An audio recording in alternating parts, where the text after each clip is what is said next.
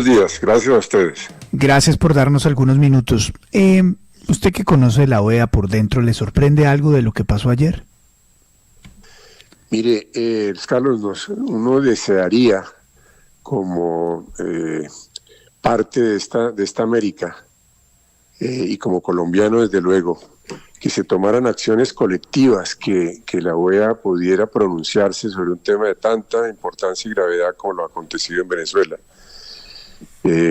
Este hecho de que no se haya logrado una mayoría y se haya aprobado una resolución que insta a algo absolutamente elemental, pero necesario, que es que le den transparencia al proceso electoral en Venezuela, pues es muy lamentable que no se haya logrado. Sí. Es decir, se requiere que haya acciones colectivas internacionales para enfrentar este problema. Y no se logró porque pues, un grupo de países no se sumaron a esa mayoría tan necesaria. Dice el presidente Gustavo Petro que son dos razones fundamentales por las cuales Colombia se abstuvo. Que la primera es porque Venezuela hace años ya no está ahí y que una acción en contra de Venezuela en la OEA no tiene dientes. Y lo otro que la OEA no es el escenario más indicado para asumir este tipo de posturas. ¿Qué piensa sobre eso? Yo considero que en materia de derechos humanos y en materia de garantías a la democracia, no es necesario que un país esté o no presente. Siempre que se presente una grave violación a los derechos humanos, los organismos multilaterales pueden intervenir sin ninguna duda para pedir garantías al respeto de esos derechos fundamentales. Si no, sería muy fácil eludir toda la acción internacional propiciando ausencias o retirándose de los organismos. No, yo considero, repito, que en materia de salvaguarda y garantía de los derechos humanos debe prevalecer la posibilidad de la humanidad y de los países de velar, de monitorear, de vigilar y de exigir una serie de garantías en esta materia. De tal manera que ese no es un argumento a mi juicio, no es un argumento a mi juicio en esta materia.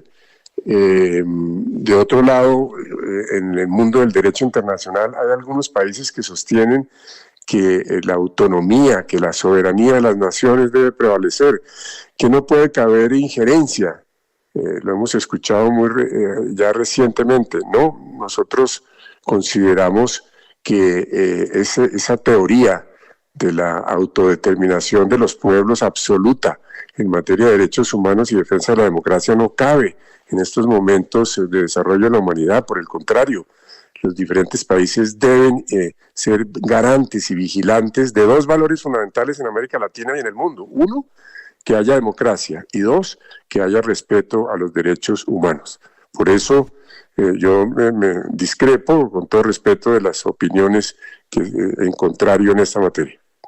¿Y qué efecto práctico tiene esto o qué lectura se le puede dar en materia geopolítica? Doctor González, con los buenos días, le saluda William Calderón. ¿Qué lectura se le puede dar? ¿Queda del lado de los dictadores? ¿Queda del lado de Maduro? ¿Esta decisión que toma Colombia en la OEA pone al gobierno Petro del lado de Maduro?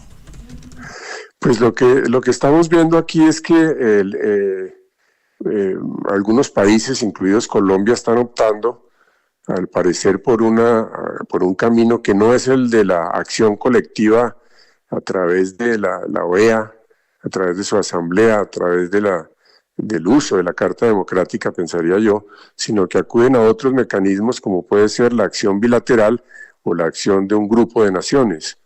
Esa también es una vía, pero yo personalmente creo que las acciones colectivas deben ser utilizadas, deben ser usadas las herramientas previstas en el sistema interamericano, que no solamente es el Consejo Permanente de la Asamblea de la OEA o las reuniones de cancilleres, también hace parte de esto algo fundamental que es el sistema interamericano, la CIDH.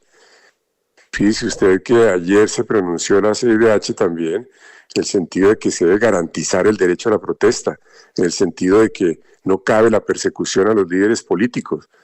que no cabe la restricción a la libertad de prensa. De manera que ese otro elemento básico del sistema, como es la garantía de los derechos humanos, debe ser absolutamente respetado y también tiene la posibilidad de actuar, como a nivel mundial, también las Naciones Unidas y también las Cortes Internacionales de Justicia. De manera que yo lo que considero es que todas las herramientas internacionales deben activarse, incluidas las herramientas colectivas como son las que existen a instancias de la OEA y las que han de existir también a instancia de las Naciones Unidas. Algunos países, repito, son renuentes a ello. Yo creo que esa no es la tradición jurídica histórica de Colombia.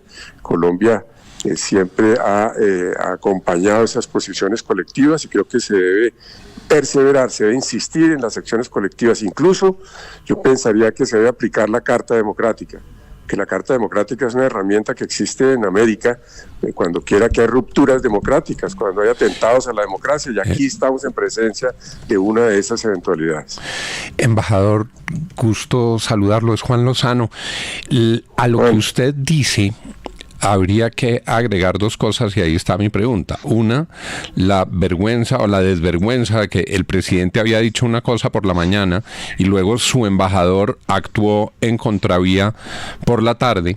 Pero, y aquí mi pregunta, el embajador luego dijo que la Cancillería no le había dado ninguna instrucción, que nunca llegó la instrucción de la Cancillería. Usted que estuvo sentado en esa silla, ¿Qué pensar de una Cancillería que cuando está en medio de semejante discusión no le manda una instrucción al embajador para proceder? ¿O será carreta del embajador? ¿Cómo entender lo que pasó? Juan, buenos días. Yo creo que este tema se dilucida, se aclara mucho leyendo el comunicado que salió de la Cancillería. Se publicó, yo lo leí en las horas de la noche de ayer, un comunicado de la Cancillería que expone las razones por las cuales se adoptó esa posición de Colombia. Y yo estoy perplejo porque dos de las razones allí señaladas son, primero, que Venezuela ya no está en la OEA y que entonces no procedía como un escenario apropiado. Repito, el hecho de que un país no esté o no esté no excluye la competencia y la posibilidad de los organismos multilaterales, de la comunidad internacional, para examinar, para monitorear y para exigir garantía de la democracia y de los derechos humanos. Y en este caso, para algo absolutamente elemental, fundamental, transparencia, monitoreo, claridad, porque si no hay claridad en un mecanismo electoral no hay legitimidad. Entonces no comparto ese primer argumento expuesto en el comunicado de la Cancillería, pero hay un segundo argumento que me parece mucho más delicado, y es que se dice, no, es que no puede haber injerencia. Eso lo podríamos ver entrecomillado, no puede haber injerencia en estos temas. Cuando los valores del continente americano para los estados de derecho es que haya democracia y que haya respeto de los derechos humanos. Y cuando quiera que haya violación de esos valores fundamentales, debe intervenir la comunidad internacional. Y en este caso, pues se trata del único foro político en el cual están todos los países, que es la OEA. Luego debe haber una acción colectiva y debe haber una posición colectiva de la OEA en esta materia. De manera que esos dos argumentos que están expuestos en el comunicado de la Cancillería como razones, pues creo que son muy, muy debatibles, deben ser objeto de un claro análisis en cuanto a la política internacional colombiana y obviamente asumir las posiciones del caso. Pero creo que debe haber una corrección, una precisión de rumbo en esta materia. Embajador, y esa comunidad internacional está señalando a Nicolás Maduro, está cuestionando las elecciones de Venezuela, pero le pregunto, con esa abstención de Colombia, con el hecho de que no haya pasado esa resolución, ¿le dimos oxígeno a Nicolás Maduro? ¿Le dimos algo de fuerza? ¿Lo legitimamos de alguna forma en un momento en el que estaba tan débil? Pues sin duda alguna se toman posiciones. Uno habría esperado que esa decisión colectiva de la OEA pidiendo transparencia y pidiendo pues, que se entreguen las actas y la información necesaria para hacer una valoración, que además debe ser una valoración a tiempo. Cada vez que va a transcurrir los minutos y las horas, es mucho más complejo poder acercarse a la inmediatez de la claridad de los temas. Sin duda alguna que aquí hay solamente dos posiciones: una, fortalecer la postura de que haya transparencia, que se entreguen las actas y que se haga el escrutinio por parte de la comunidad internacional y de instancias técnicas y autónomas en la materia, y otra, que no se haga. Pues sin duda alguna, si no se toma la posición de que se apoye la transparencia, pues se va a fortalecer otras posturas que están renuentes a que se mantenga esto en esta situación de indefinición que es muy grave para la democracia en Venezuela y muy grave para América Latina, para América en general. ¿Qué tanta autonomía, ex embajador, buenos días, tiene un embajador ante la OEA? Es decir, ¿qué tanta autonomía para tomar las decisiones? Porque aquí hemos dicho en varias oportunidades que, por ejemplo, es clarísimo que nuestro embajador allá en la OEA, Luis Ernesto Vargas Silva, es un hombre pro izquierda, activista en sus redes sociales. Contábamos cómo él celebraba el supuesto triunfo de Maduro desde el mismo domingo, día de las elecciones, y ha mantenido esa postura que la deja ver. Entonces uno dice, ¿hasta qué punto está pesando lo que siente y lo que piensa claramente el embajador? Y el embajador piensa que Maduro sí ganó y apoya totalmente el régimen, etcétera, etcétera, frente a lo que puede estar pensando el canciller o el presidente, que tienen unas posturas aparentemente más moderadas. Bueno, gracias. Pues esa información no cuento con la información del detalle de cómo se haya manejado ese asunto. Yo simplemente puedo referirme a la costumbre, a la usanza. Yo creo que en los temas más delicados en materia de derecho internacional, siempre, en caso de duda, debe haber una comunicación directa entre los embajadores y el canciller, o entre los embajadores y el presidente de la República en forma directa.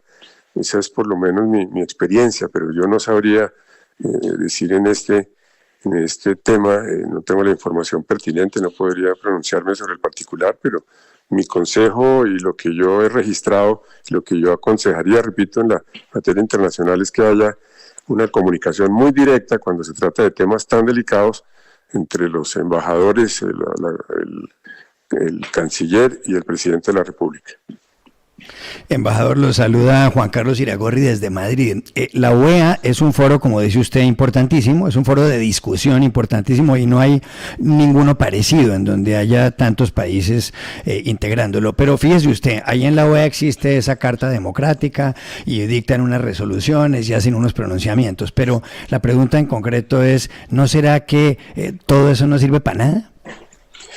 Gracias, Juan Carlos, y buenos días. Un gran gusto de saludarlo. Yo pensaría en aquella expresión tan importante de Alberto Lleras, y es que la OEA es lo que los países quieren que ella sea. Es decir, la OEA es un espacio y una oportunidad para que se logren consensos, para que se construyan decisiones, acuerdos, posturas. Pero eso depende del liderazgo y de la capacidad de todos los países para alcanzarlo y para lograrlo.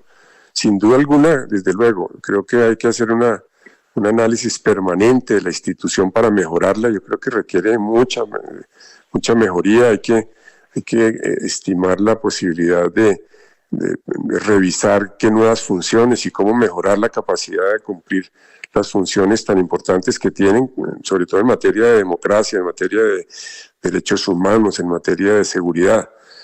Pero fundamentalmente esto va a depender de los países. Este es un foro, como otros foros multilaterales que existen en el mundo, en el cual depende de la capacidad de las naciones para ejercer la política con mayúsculas, con la alta política, y llegar a acuerdos y a tomar decisiones. Pero sin duda alguna, en estos tiempos de la humanidad, en estos tiempos de la política y de las relaciones internacionales, hay muchos vientos de países que desestiman el multilateralismo, que desestiman la vía, el camino de posiciones colectivas, y se van más por las vías bilaterales o por las vías de acuerdos con grupos de países. Sí. Yo considero que la humanidad debe estar atenta y revisar siempre cómo fortalecemos mecanismos multilaterales como sea OEA o Naciones Unidas, pero perfeccionándolas y mejorándolas, porque hay mucho que hacer. 6 de la mañana, 56 minutos, es el ex embajador de Colombia ante la Organización de Estados Americanos, OEA, el doctor Andrés González Díaz, ayudándonos a entender qué fue lo que pasó en las últimas horas en la OEA, qué pasó con Colombia y qué pasó en esta Organización de Estados Americanos. Doctor González Díaz, gracias por darnos unos minutos. Pues Carlos, muchas gracias a ustedes. 6:57.